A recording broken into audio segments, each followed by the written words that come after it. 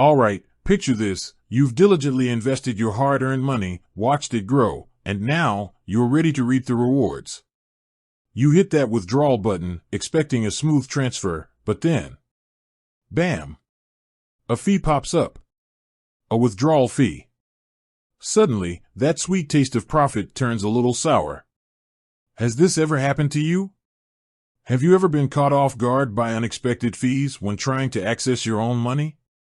If you're using M1 Finance, or considering it, you're probably wondering, what exactly are the withdrawal fees? And how can I avoid them?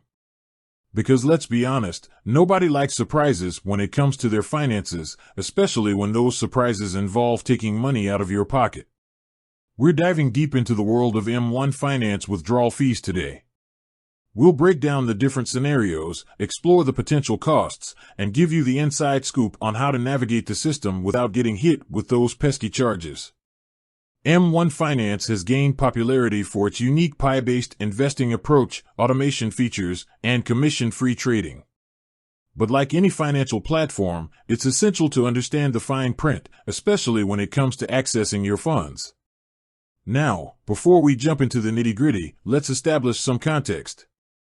M1 Finance is designed for long-term investing. It encourages building diversified portfolios and sticking to a strategy. This focus on long-term growth is crucial because it influences how they structure their fees and withdrawal processes.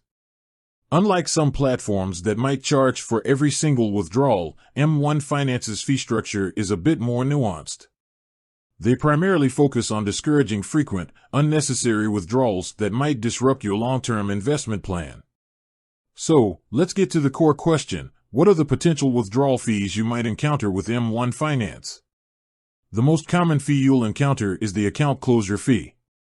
If you decide to close your entire M1 Finance account, you might be charged a fee.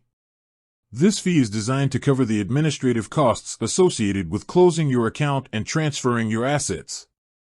The exact amount of the account closure fee can vary, and it's essential to check the most up-to-date fee schedule on M1 Finance's website. These fees can change, and it's always best to get the latest information directly from the source.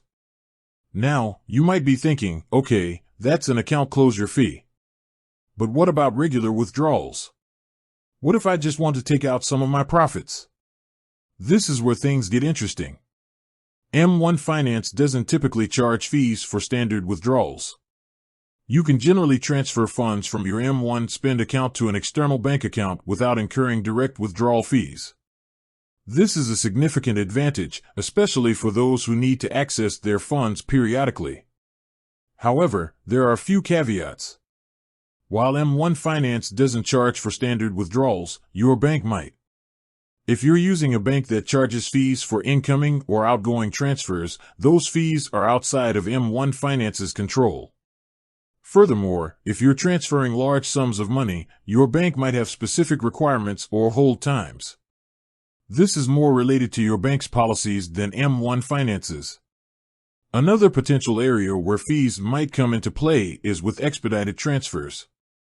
If you need your funds quickly, M1 Finance might offer expedited transfer options for a fee. However, standard transfers usually take a few business days, which is often sufficient for most users. It's also worth noting that M1 Finance offers different account tiers, such as M1 Plus. While standard withdrawals are generally free, some premium features or services associated with higher tier accounts might involve fees. Always review the terms and conditions of your specific account type to understand any potential costs. So, how can you avoid these potential fees? First and foremost, plan your withdrawals. If you're using M1 Finance for long-term investing, avoid frequent, unnecessary withdrawals. Develop a financial plan that outlines your investment goals and withdrawal strategy. This will help you minimize the need for impulsive withdrawals that could trigger fees or disrupt your investment plan. Secondly, understand your bank's policies. Before initiating a withdrawal, check with your bank to see if they charge any fees for incoming or outgoing transfers. This will help you avoid unexpected charges from your bank. Thirdly, review M1 Finance's fee schedule regularly. Fee structures can change, so it's essential to stay updated. Check the official M1 Finance website for the latest fee information. Fourthly, consider using standard transfer options. If you don't need your funds immediately, opt for standard transfers instead of expedited transfers. This will help you avoid any potential fees associated with faster transfers. Fifthly, understand the account closure fee before opening your account. If you think you might close your account in the future, be aware of the potential fees involved. This will help you make an informed decision about whether M1 Finance is the right platform for you. Sixthly, utilize M1 Spend strategically. M1 Spend is a checking account integrated with M1 Finance. By using M1 Spend for your transactions, you can potentially streamline your withdrawals and avoid unnecessary fees. Now, let's address a common concern: liquidation fees. When you withdraw funds from your M1 Finance account, you might be concerned about potential liquidation fees. However, M1 Finance doesn't typically charge liquidation fees for standard withdrawals.